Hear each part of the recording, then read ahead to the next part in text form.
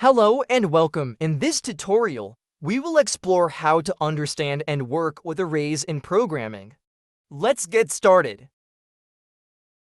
What is array? Array is a collection of variables of the same type stored in a single variable.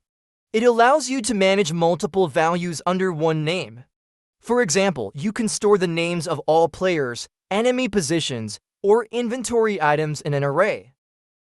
Where are arrays used? Player inventory, enemy waves, scores, and rankings. Animations, sound effects, spawn points. How to define an array in Unity. Now, we will create an array to store 5 different fruits, and then we'll access these fruits by their index numbers and print them to the console.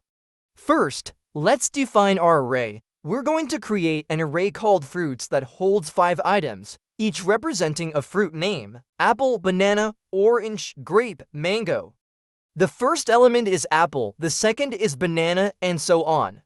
Now, remember that arrays are zero-indexed, meaning the first element is at index 0, the second is at index 1, and so on. So in our fruits array, apple is at index 0, banana is at index 1, and so on. We will print each fruit to the console using its index.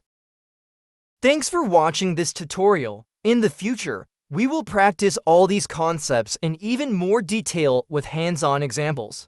Stay tuned for more. See you in the next video.